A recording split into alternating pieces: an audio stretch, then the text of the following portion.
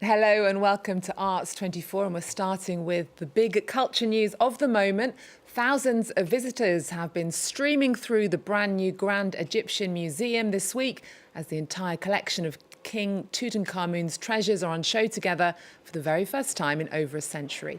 The collection was unveiled to the public 2 days after the museum's lavish opening ceremony on Saturday.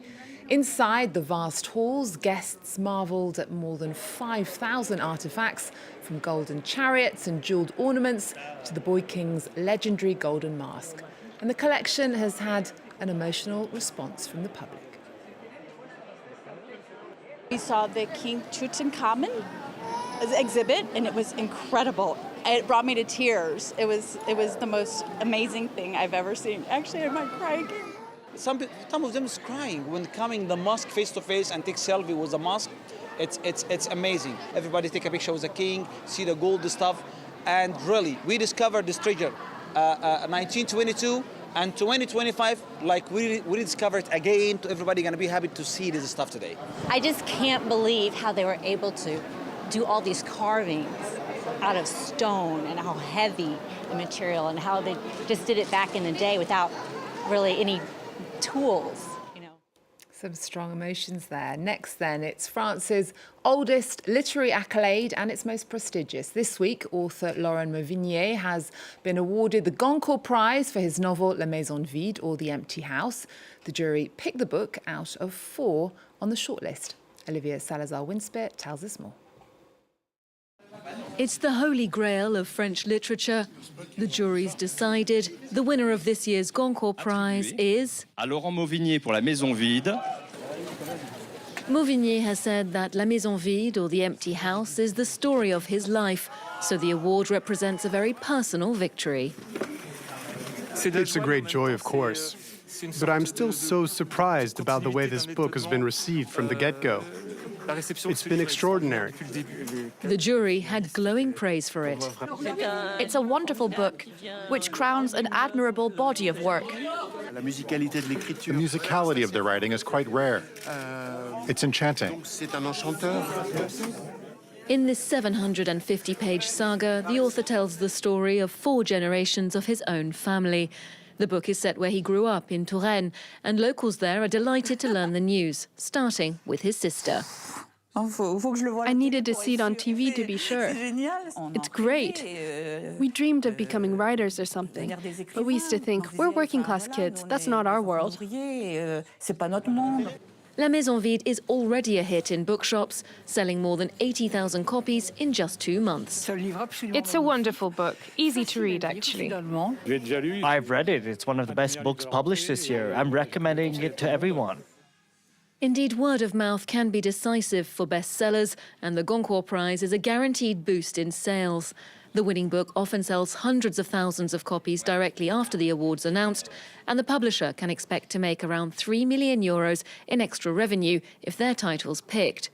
As for the author, with past winners including Marcel Proust, Simone de Beauvoir and Marguerite Duras, they're placed firmly in the French cultural landscape, in the very full house of the literary canon. And the book is around 700 pages long if you fancy a challenge in French. Next then, The Wolf in Sheep's Clothing, Town Mouse and Country Mouse and The Tortoise and the Hare. Classics of children's literature that came from the 17th century French author Jean de Lafontaine. A new immersive centre here in Paris has brought those tales into the 21st century. Olivia Salazar-Winspear tells us more. Jean de Lafontaine, the Grand Master of storytelling, who's taught generations of young readers right from wrong, or at the very least, shown them the perils of the animal kingdom. You can now brush up on his fables at a new immersive centre in Paris with the full cast of characters. The fox, the wolf, the frog, the hare, and the tortoise. Suddenly, the memories come flooding back. I feel like a 5-year-old discovering Lafontaine's fables for the first time. I've loved these fables since childhood. I see them in a new light here. Timeless stories told with the help of the author himself. Permettez-moi de me présenter, Jean de Lafontaine, né à Château-Thierry en 1621. French actors bring the characters to life. Here, the crow. This lesson is surely worth a bit of cheese. And of course, the wolf. Mr. de Lafontaine, here you are, at the edge of the wood. Impressed by the wisdom and emotional truth of the fables. When you're a child, I think Lafontaine's fables are like fairy tales. They're the first time you're confronted with fear, terror, death and morality. What is very enjoyable is passing on Jean de Lafontaine's social criticism and observation of the human species while putting the focus on the animals. Yet this new staging of the fables has stirred up controversy. Pierre-Edouard Sterrin is the project's billionaire financier. He's known to be very close to far-right political figures. Sterrin sponsors influencers and funds political parties, but the centre says he's impartial. He's happy with the role of investor, and he's not directly involved, and neither are his teams. Pierre-Edouard Sterrin has never visited our immersive city. Political or not, featuring animals or humans, 4 centuries later, it seems that Lafontaine's fables are still very modern. Definitely worth a visit. Now, he was one of the pioneers of Japanese animation. Isao Takahata, who passed away in 2018 at the age of 82, was the director behind some of Studio Ghibli's iconic films, such as Grave of the Fireflies and Only Yesterday. He also directed and wrote screenplays for a host of TV animation series. Now, a retrospective of his prolific career has arrived here in Paris, exploring his views on human nature, culture, literature, and his relentless search for artistic innovation. We went to check it out. Handwritten sketches, cell drawings, and notes for character development. From his beginnings in the 1960s to his last masterpiece, the exhibit delves into the world of a man many consider the founding father of what is today a multi-billion euro industry. Isao Takahata was a titan of Japanese animation, a towering figure who co-founded Studio Ghibli with Hayao Miyazaki and Toshio Suzuki. Now, for the first time in Europe, a large collection of works retracing his career spanning over half a century is on display here in Paris. Despite his long and prolific career, he is somewhat lesser known than his longtime colleague Hayao Miyazaki, and his films weren't always a box office success. But he was a pioneer who redefined the animation landscape. Takahata, above all, was a director who sought to revolutionize the way they approached this medium, because he wasn't an animator himself. He adopted an approach that was rather ethnographic, depicting a real world truthfully and accurately. This is something that seems quite normal to us today, but at the time it was not obvious at all.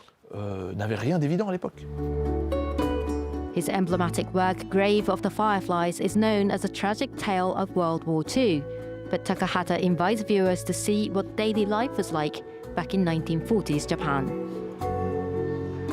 His last feature film, The Tale of the Princess Kaguya, was extremely costly. In order to give it a hand-drawn aesthetic, it used a staggering 240,000 drawings. His ambition was to bring something that was a lot closer to a drawing, a rough sketch, highlighting essential parts while blurring out the rest, and to put that into movement.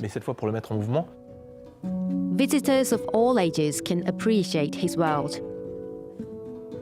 It explained more how animations are made compared to other exhibitions. We can learn more about the process. People from my generation think that animation films are created with just one drawing and one sketch. In reality, it's way more complex. I got the impression that Takahata didn't put himself at the forefront.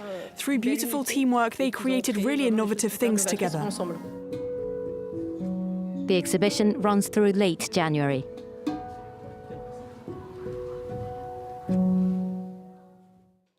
And that brings us to the end of the programme. We're going to leave you with the cult musical Chicago that's making its grand return to the French capital. The Casino de Paris is hosting the show, starring singer and dancer Shim, bringing back the jazzy glamour and sharp wit that have made Chicago a worldwide sensation for more than 20 years. Thanks for watching. See you next time.